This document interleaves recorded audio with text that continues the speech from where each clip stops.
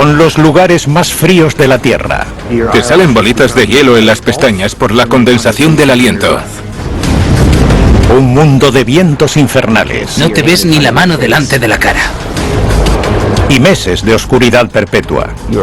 Allí el peligro es constante. Ocultan muertes misteriosas en la nieve. Parece que hubiesen muerto congelados. Y extrañas criaturas en el hielo. Estos bichos parecen de otro planeta. Y sin embargo, dependemos de este lugar inhóspito para sobrevivir. Si todo ese hielo se derritiese ahora, el nivel del mar se elevaría a 8 metros. ¿Qué secretos y peligros se esconden en las profundidades heladas?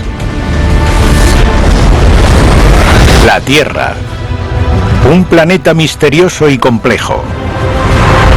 Sus notables maravillas son fruto de un clima extremo, cambios geológicos constantes y la evolución biológica. Encierran miles de millones de años de misterios y ocultan verdades y tesoros que apenas hemos comenzado a descubrir. ¿Cómo funciona la Tierra? Nuestro planeta está cubierto por tierra firme, agua líquida y hielo. El 10% de la superficie terrestre está cubierta por glaciares y otras capas de hielo. De los 15 millones de kilómetros cuadrados de hielo en la Tierra, un 90% se encuentra en el extremo sur del planeta, fruto de la acumulación de 40 millones de años de nieve sobre una masa de tierra del tamaño de los Estados Unidos continentales. La Antártida está en el Polo Sur, que es el lugar más frío del planeta. Las zonas glaciares cubren unos 15 millones de kilómetros cuadrados en la Tierra y gran parte está en la Antártida. Esta capa de hielo supone un 90%. En el interior de la Antártida, la temperatura media es de unos 50 grados bajo cero. Y la temperatura más fría registrada es de 90 grados centígrados bajo cero. Si lo piensas, la Antártida no es muy diferente del espacio exterior. Es el territorio más hostil de la Tierra. ¿Por qué hace tanto frío en la Antártida? La respuesta se halla en su ubicación y en su altitud.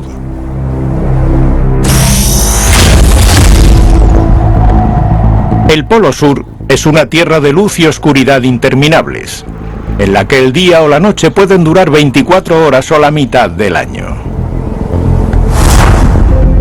La inclinación del eje terrestre deja a estas tierras fuera de la trayectoria de la luz solar directa durante 6 meses seguidos. Pero incluso durante los 6 meses de verano, las temperaturas son bajas debido al océano que las rodea. La corriente circumpolar antártica rodea a la Antártida, impidiendo que las aguas cálidas del sur de los océanos Atlántico, Pacífico e Índico entren en contacto con las aguas frías de la Antártida. Entre marzo y octubre, conforme cae la noche y descienden las temperaturas, es posible que nieve. Estas tierras reciben una media anual de 5 centímetros de nieve, pero el frío impide que se derrita, de modo que puede acumularse durante millones de años. Lo que sucede es que la nieve se va apilando en capas y, con el tiempo, esas capas se compactan y se convierten en hielo. Si toda esa nieve se amontonase sin más, ahora sería una montaña gigantesca que llegaría hasta el espacio. La Antártida, tal y como la conocemos, empezó a acumular nieve hace unos 40 millones de años. Una gran parte del hielo se acumula sobre las montañas transantárticas, una de las cordilleras más largas, con picos que rozan los 5.000 metros de altura, lo que convierte a la Antártida no solo en el continente más frío de la Tierra, sino también en el más alto. La capa de hielo del centro de la Antártida posee unos 4 kilómetros de espesor, así que contiene una cantidad de hielo tremenda. Esta inmensa cordillera helada del interior que se extiende hacia la costa hace que la Antártida sea también el continente más ventoso. La gravedad arrastra el aire frío y denso que desciende con la fuerza de un huracán. Es el viento catabático. La combinación extrema de frío y vientos huracanados puede hacer que los vientos catabáticos sean letales si te expones a ellos. La Antártida no es solo el continente más frío, más alto y más ventoso de la Tierra. También es el más seco. El interior de esta blanca y yerma tierra es en realidad un desierto. Puede resultar contradictorio, pero curiosamente el factor que determina que una región sea desértica no es la temperatura, sino la escasez de precipitaciones. La Antártida es una zona desértica porque el aire es tan seco que apenas hay precipitaciones, sobre todo en el interior. Algunas zonas superan los 4.000 metros y las precipitaciones que reciben son de apenas unos 3 centímetros al año. Es una cantidad muy pequeña. Una zona con precipitaciones anuales de menos de 25 centímetros se considera un desierto polar. Es espectacular, inmensa, salvaje y prístina. Te hace sentir vivo, humano e indefenso. Sebastian Trudel es piloto de una compañía aérea canadiense que envía provisiones al puesto de investigación Amundsen Scott, una base estadounidense próxima al centro de la Antártida, a menos de 300 metros del punto más meridional del planeta. En lugar de pistas asfaltadas, los aviones se encuentran con casi 4.000 kilómetros de hielo resbaladizo. Tampoco disponen de luces de aterrizaje, de modo que los vuelos se interrumpen durante el invierno. El ingeniero de mantenimiento Michael McRae forma parte del equipo de Trudel. Hacemos unos 10 viajes al año. Normalmente volamos entre octubre y febrero. Pero en junio de 2016, Michael y Sebastian forman parte de una operación de salvamento. Vuelan hasta la base Amundsen Scott, envueltos en la gélida noche antártica para evacuar a un hombre que necesita asistencia médica urgente. Es muy inusual volar en esta época del año, porque no sale el sol, así que la oscuridad es total y las temperaturas son extremas. Nunca se había hecho algo parecido. El 14 de junio, el equipo de rescate despega de Calgary, Canadá, en la primera etapa de su crítica misión de rescate. Y recorren más de 12.000 kilómetros hasta Punta Arenas, Chile. Tuvimos que hacer varias paradas. Nuestro avión era un bimotor y no es muy rápido. El equipo de rescate tarda 2 días en llegar. Los fuertes vientos impiden que los aviones pequeños despeguen.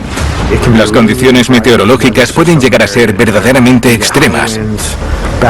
Nos encontramos con mucho viento y hielo. Todo esto retrasó nuestros vuelos. Después de 4 largos días, el viento amaina, pero se aproxima una gran tormenta. Disponen del tiempo justo antes de que la tormenta impacte. No hay mucho margen de error. El avión despega justo a tiempo. Les esperan 1.700 kilómetros y 4 horas y media de vuelo desde el extremo sur de Chile hasta su siguiente parada, la base británica de investigación en Rothera, Antártida. Pero su misión se complica. La base Amundsen Scott les informa de que es necesario evacuar a una segunda persona. Volar al Polo Sur es muy arriesgado. Te enfrentas a 24 horas de oscuridad y a temperaturas extremas, y no tienes ningún otro sitio al que ir. Estás a merced de la naturaleza.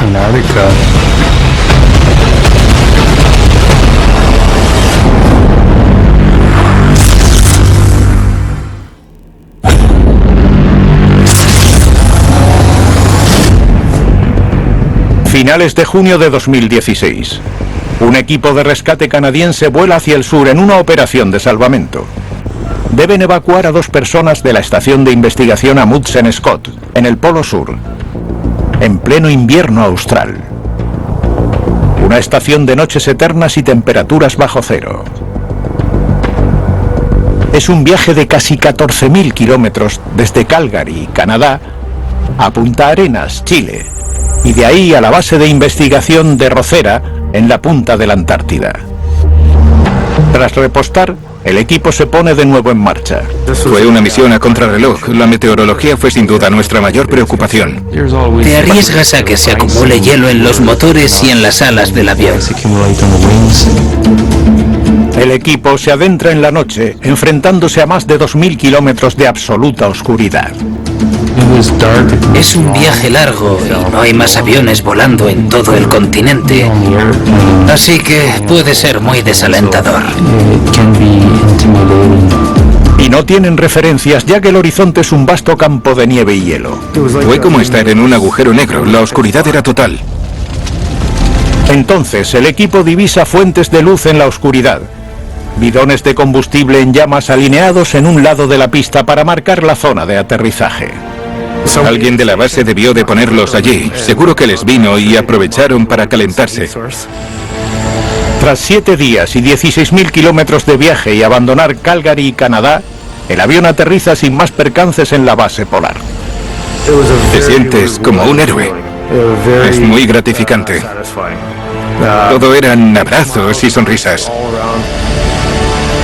El frío, unido al viento, produce una sensación térmica que alcanza los 80 grados bajo cero.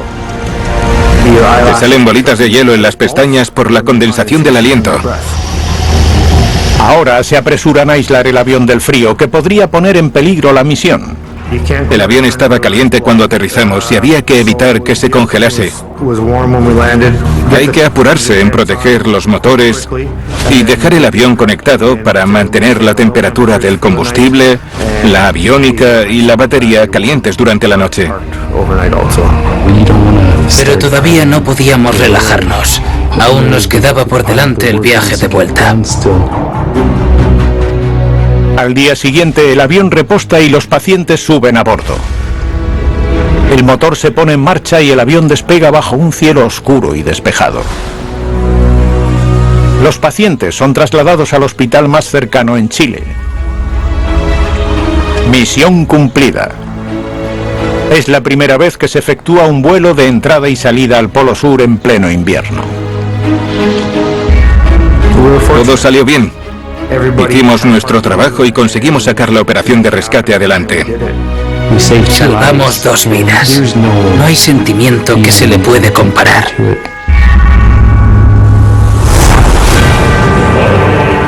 La Tierra tiene 2 grandes regiones polares. La Antártida en el extremo sur y el Ártico en el extremo norte. Desde el espacio parecen muy similares, pero una mirada más atenta revela una historia muy diferente. El continente del hemisferio sur está cubierto de hielo y rodeado por el océano. Las tierras del norte están cubiertas por el océano y rodeadas de continentes. El océano Ártico se ha reducido un 13% en cada década durante los últimos 40 años. El deshielo aumenta el nivel del mar, pero no el deshielo del Ártico. Para esclarecer esta paradoja es necesario diferenciar entre el hielo marino y el hielo terrestre.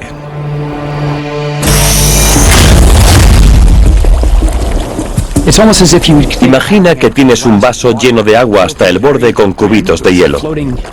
Los cubitos comenzarán a derretirse. No harán que el agua se desborde, porque el hielo tiene poca densidad y flota. En el mar sucede lo mismo. Cuando el hielo se derrite, el nivel del agua no varía.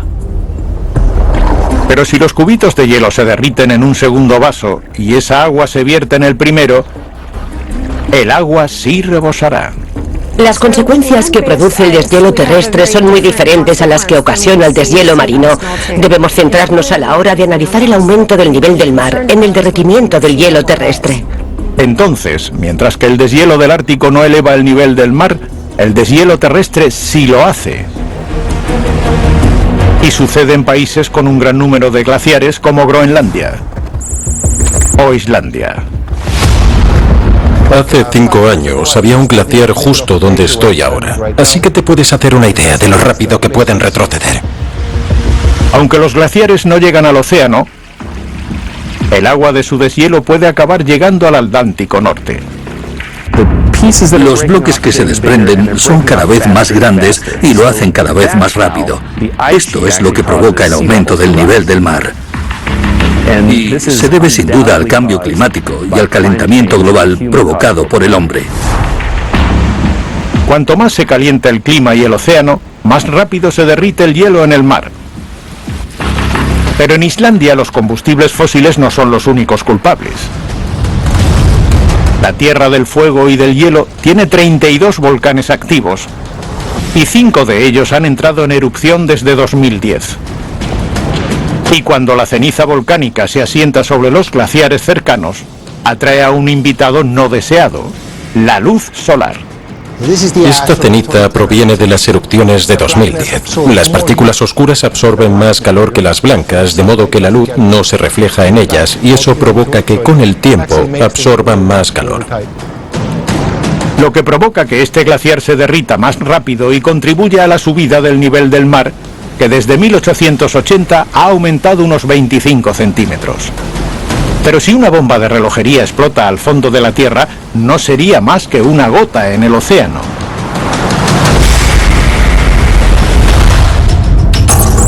Este es el glaciar Thwaites, una enorme masa de hielo del tamaño de Florida que actúa como un corcho, impidiendo que la inmensa capa de hielo de la Antártida Occidental llegue al océano.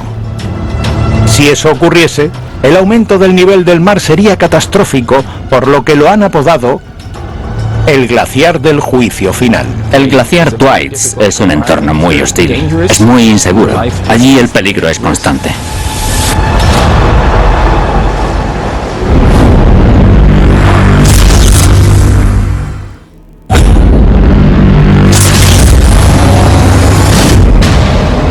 Por primera vez en millones de años, el Polo Sur está perdiendo hielo. Entre 2002 y 2020, la Antártida vertió alrededor de 149.000 millones de toneladas de hielo al año. Todos los glaciares del planeta se están derritiendo porque pierden masa a medida que éste se calienta. Los glaciares Pine Island y Thwaites en la Antártida Occidental están en continuo retroceso, lo que provoca que los icebergs se desprendan más rápido de lo que deberían. El Thwaites es el glaciar más vulnerable de la Tierra, porque es el más inestable. Este es el glaciar Thwaites, el glaciar del fin del mundo. Una extensión de hielo del tamaño de Florida que retiene la vasta capa de hielo de la Antártida Occidental. Lo apodaron el glaciar del fin del mundo, porque es muy inestable. Entre enero y marzo de 2022, el doctor David Holland se enfrenta a condiciones extremas en el glaciar Thwaites como parte de MELT Project, una expedición que investiga cómo y por qué el glaciar está retrocediendo alrededor de 1 kilómetro al año. Para descubrir la causa examinan la zona alrededor de la línea de tierra bajo la superficie del glaciar. Las perforaciones comenzaron por la mañana, así que ya ha avanzado unos cuantos metros. Lo que hemos hecho es utilizar un taladro de agua caliente para perforar el hielo. Y antes de que se congele, colocaremos un cable con sensores térmicos para controlar la temperatura. El equipo descubre que la temperatura del agua es de 2 grados centígrados y no son buenas noticias. El glaciar yace sobre el lecho rocoso que se encuentra bajo la superficie. La zona en la que el glaciar y el lecho rocoso se encuentran con el agua es una línea de tierra. Cuando el agua cálida penetra en la línea de tierra, derrite la parte inferior del glaciar. Conforme la tierra retrocede, el hielo se desprende en el mar y el retroceso del glaciar se acelera. Está anclado sobre una depresión de tierra. Si se desprende de la base en la que está asentado, no habrá forma de evitar que retroceda desde su lugar hacia el interior. Y si este glaciar se desprende, toda la capa de hielo de la Antártida Occidental del tamaño de Alaska seguirá el mismo camino. Si todo este hielo llega a derretirse en el océano, aumentaría la masa de agua en todo el planeta y elevaría el nivel del mar unos 3 metros. Es definitivamente alarmante. Una subida de tan solo 30 centímetros tendría consecuencias devastadoras para muchas comunidades costeras de los Estados Unidos. Las regiones que ya son susceptibles a huracanes o inundaciones, como Miami, se enfrentarían a una pesadilla diaria. Lo que sucede en Miami es que se trata de un área muy abierta, lo que dificulta ingeniar una solución que impida la entrada de agua. Una gran parte del Bajo Manhattan se inundaría en marea alta. En Nueva York han hecho un gran trabajo para levantar diques, y es un área más cerrada al exterior, de modo que podrían arreglárselas. Desde Shanghái a Londres, los barrios se convierten en lagos. No esperamos que vaya a suceder en un futuro cercano, pero lo cierto es que cientos de millones de personas se verán afectadas por el aumento del nivel del mar en los próximos 20, 50 o 100 años. Lo que hace que este glaciar sea el más peligroso del mundo. Pero no es el único. Una inundación por desbordamiento del lago glacial, o GLOF, tiene lugar cuando se derriten los bordes de los glaciares. Y no se producen a cámara lenta. Es un fenómeno que desencadena una fuerza instantánea. Puede arrasar ciudades enteras. ¡Madre mía!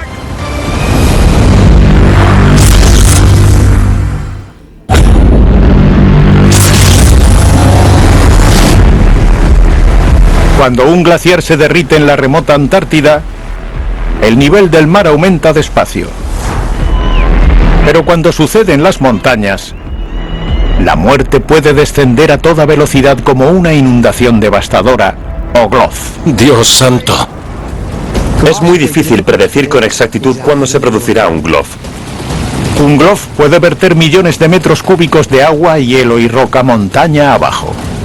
Las inundaciones glaciares pueden ser muy destructivas dependiendo de su tamaño y del número de habitantes que tengan cerca. ¡Qué fuerte! Si hay poblaciones habitadas en los alrededores, estos desprendimientos pueden ser muy destructivos porque se producen a menudo sin previo aviso y con una rapidez tremenda. ¡Madre mía! ¿Pero qué desencadena un GLOF? Para descubrir la respuesta, examinamos los elementos que el retroceso del glaciar deja atrás. A medida que los glaciares se derriten en las montañas, se forman grandes lagos a los pies de la pared de hielo y se acumulan montones de escombros llamados morrenas. Pueden contener millones de toneladas de agua, y tanto las morrenas como la pared de hielo pueden desprenderse. Cuando el hielo empieza a derretirse y su estructura se debilita, toda esa masa de agua que estaba contenida puede desprenderse e inundar todo a su paso. Una de las zonas críticas es el Himalaya, donde el retroceso de los glaciares ha creado más de 5.000 lagos. Pero a medida que aumenta la temperatura del planeta, esta amenaza mortal se ha extendido a otras regiones. En otras partes del mundo ha aumentado el riesgo de GLOF, ya que el hielo ha comenzado a desprenderse de las morrenas y ha formado más lagos. Y eso pone muchas más vidas en peligro. Las inundaciones glaciares se han cobrado unas 13.000 víctimas durante los últimos años, pero hay un incidente que quedó marcado en la historia en los años 70, y es el GLOF que ocurrió en Perú, y que mató a unas 30.000 personas. ¡Madre mía! Pero también encontramos belleza en las montañas. Nos encanta la nieve y no solo por su encanto, sino por todas las actividades recreativas que te permite hacer.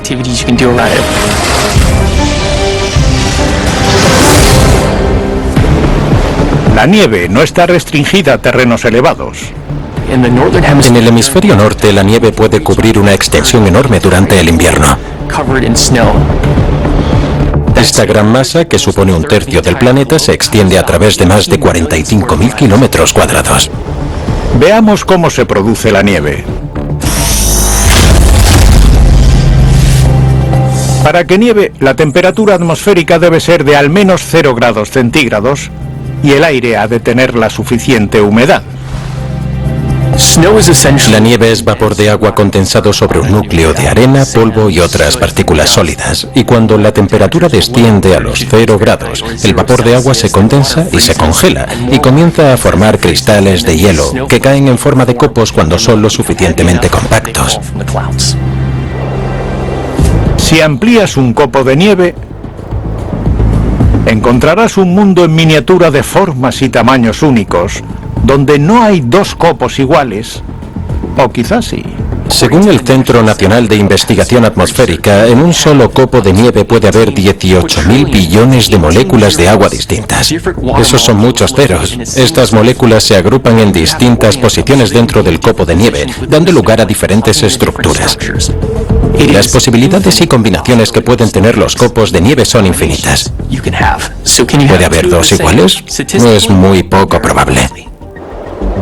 Cuando los copos forman una capa de nieve, ayudan a regular la temperatura mediante el efecto albedo, el reflejo de la luz solar en la atmósfera. Lo alucinante del efecto albedo es que no solo refleja la luz solar, sino que mantiene bajas las temperaturas. A menor absorción de la luz solar, menor absorción del calor, lo que provoca temperaturas más frías. Pero este blanco paisaje de ensueño puede convertirse en una pesadilla bajo la intensa fuerza de una avalancha. Una avalancha es un descenso incontrolado de nieve, rocas y tierra que se precipita ladera abajo, arrasando con todo a su paso. Estos monstruos pueden desplazarse a 150 km por hora y ocasionan unas 150 muertes al año. ¿Pero qué desencadena esta fuerza brutal? Existen varios factores que intervienen en la probabilidad de que se produzca una avalancha en la ladera de una montaña. Puede deberse al ángulo de inclinación, a las condiciones atmosféricas, a la cantidad de sol directa en la nieve o en la compactación de la nieve, pero lo que desencadena una avalancha la mayoría de las veces es el factor humano y se debe a las vibraciones que producimos en la nieve. ¿Podría una avalancha desvelar un misterio que ha permanecido congelado durante más de 6 décadas? La extraña tragedia del incidente del paso de Dyatlov en los montes Urales en tiempos de la Unión Soviética. La altura de los montes Urales oscila entre los 900 y 1200 metros, así que no son muy altos, pero es una región muy remota y el tiempo puede ser despiadado. La investigadora búlgara Teodora Jajiska lleva años indagando sobre este misterio. Ha examinado unos 500 documentos en busca de pruebas y ha coescrito un libro acerca del incidente del paso de Dyatlov. Cuanto más lees, menos sentido tienen las cosas. Enero de 1959. Un grupo de 9 senderistas liderado por Igor Dyatlov, de 23 años, desaparece en los Urales. Semanas después, un equipo de rescate encuentra su tienda parcialmente cubierta de nieve y la comida intacta. La tienda se había rasgado desde el interior, como si los senderistas hubiesen tratado de escapar desesperadamente. ¿Pero de qué? Las huellas halladas en la nieve muestran que los 7 hombres y las 2 mujeres del grupo caminaron descalzos en la gélida noche, a 25 grados bajo cero. Nadie se lo explica. No se sabe qué ocurrió en realidad. Tardan meses en encontrar todos los cadáveres. 2 hombres solo llevan ropa interior y parece que no han muerto en el lugar donde los han encontrado. Movieron los cuerpos, los arrastraron por las manos y los colocaron juntos. Y no tenían heridas visibles que explicasen sus muertes. Parecía que habían muerto congelados. Pero otros habían sido mutilados. A 2 les faltaban los ojos. Una mujer había perdido la lengua.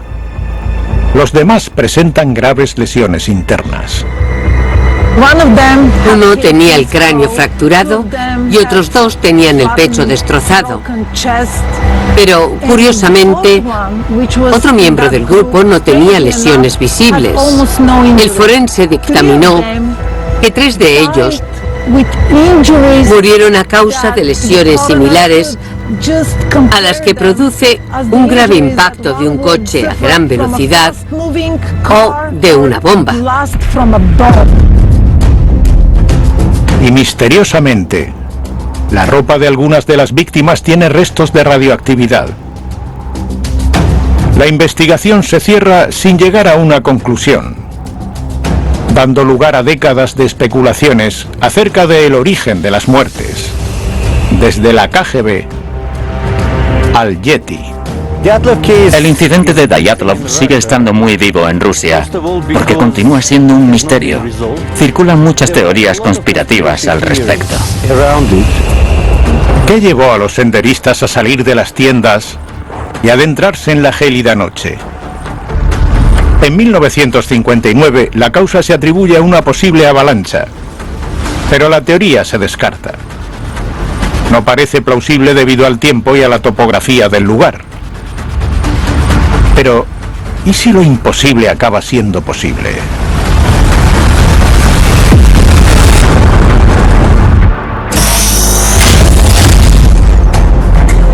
¿En qué estado de los Estados Unidos se producen más avalanchas?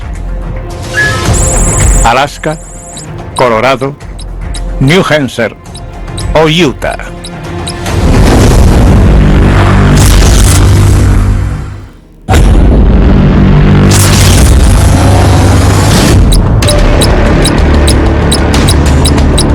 ¿En qué estado de los Estados Unidos se producen más avalanchas? B. Colorado. En los últimos 70 años, el centenario estado también se ha mantenido a la cabeza del país en muertes por avalancha, con una media de 4 al año. ¿Es posible que una avalancha fuera la causa de la muerte de los 9 senderistas rusos en 1959 en los Montes Urales? Este misterio continúa fascinando a los investigadores. Una teoría se centra en una cuestión básica.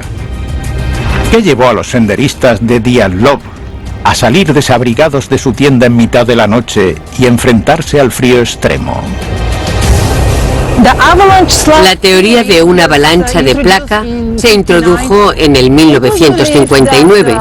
Pensaban que se pudo producir una avalancha que se detuvo al llegar a la tienda y entonces los senderistas habrían cortado la tienda para escapar e ir en busca de otro refugio. En 1959, la teoría de la avalancha se descartó rápidamente por falta de pruebas, puesto que las avalanchas suelen producirse en pendientes con más de 30 grados y el campamento de Dyatlov se encontraba en una pendiente de menos de 30 grados. 60 años después, 2 catedráticos europeos se propusieron desentrañar si la teoría de la avalancha de placa, es decir, cuando la nieve más densa se desliza sobre una capa de nieve poco compacta, quizás se había descartado demasiado pronto. Nuestra investigación contribuyó a demostrar la teoría de la avalancha, porque se basó en datos empíricos.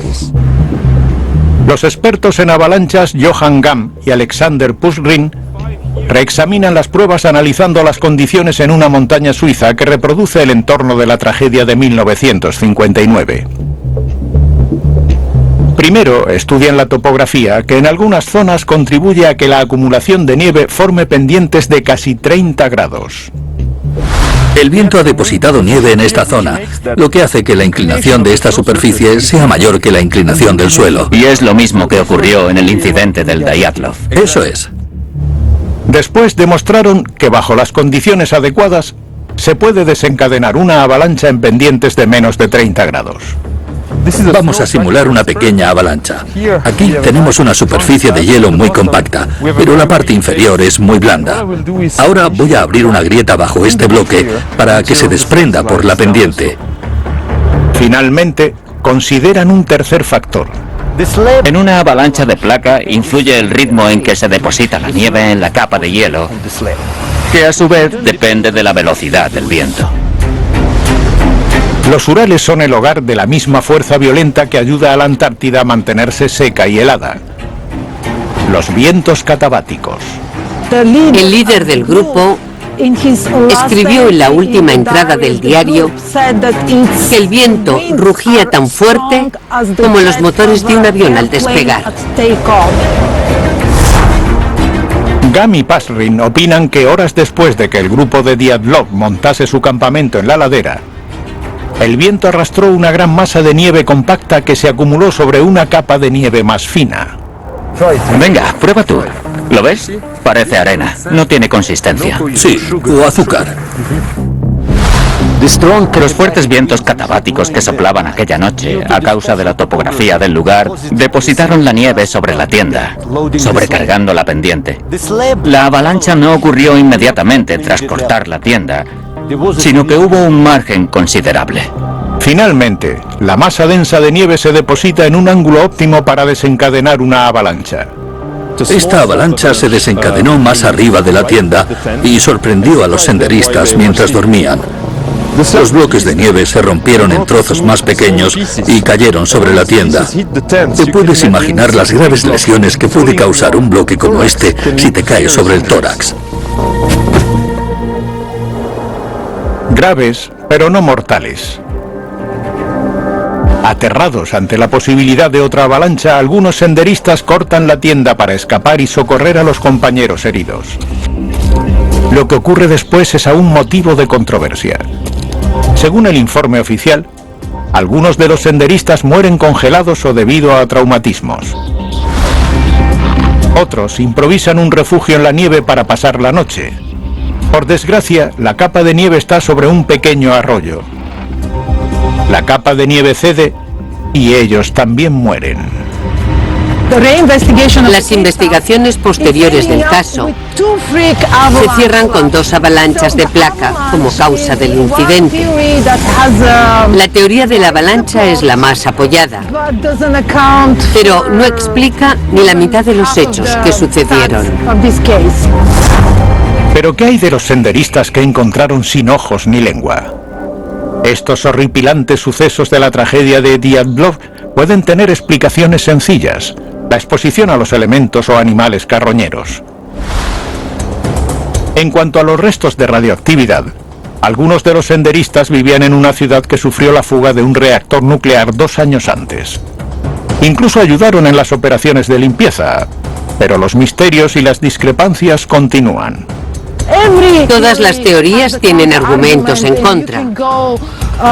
Puedes pasarte la eternidad buscando razones que las desmientan. Hicimos todo lo que pudimos, pero no creo que lleguemos a resolverlo.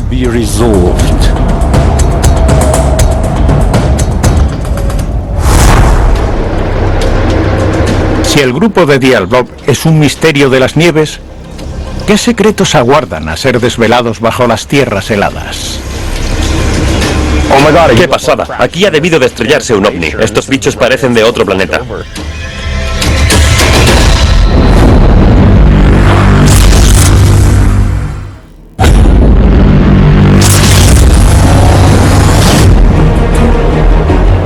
Las tierras heladas del planeta poseen una extraña y salvaje belleza, sobre la superficie y bajo ella. En Islandia, la cueva de hielo azul se encuentra en el interior de un glaciar famoso por su intenso color azul turquesa. ¿Pero qué produce estas hermosas tonalidades? El agua es de color azul, y lo mismo sucede con el hielo. Cuando el hielo es muy denso y tiene pocas impurezas y burbujas de aire, la luz pasa a través de él y se muestra de color azul. Y lo que ocurre dentro de estas cuevas es que la luz atraviesa el hielo del interior, de modo que se refleja como luz azul. Pero existe otro tipo de belleza helada en la región central de Texas, donde los inviernos pueden ser gélidos y una pequeña planta llamada verbesina convierte el agua en arte. Cuando el aire es muy frío y húmedo y el suelo aún está caliente, el agua fluye desde el suelo a través de las raíces hasta el tallo de la planta que está expuesto al aire frío.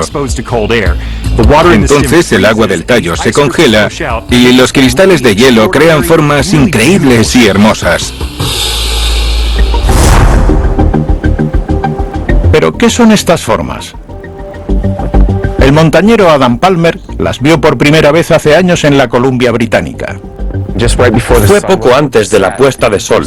Estábamos montando el campamento en el glaciar y de pronto comenzaron a salir de la superficie de la nieve millones de criaturas negras, viscosas y finas como un hilo. Son gusanos de hielo. Miden unos 2 centímetros y son tan finos como el hilo dental. Son las mismas criaturas que sorprendieron al ecologista Scott Hotalin cuando las vio en los glaciares del Monte Rainier en Washington. Vi todos estos gusanos negros en el hielo y le pregunté a mi amigo: oye tío, ¿qué son estos bichos? Son rarísimos. Entonces me miró muy tranquilo y me dijo: son gusanos de hielo, está claro. Estos primos de las lombrices de tierra se han adaptado a un entorno que mataría a la mayoría de los animales. Y no solo eso, se han reproducido. Un solo glaciar puede albergar unos 5.000 millones de estas pequeñas criaturas. Me quedé totalmente fascinado.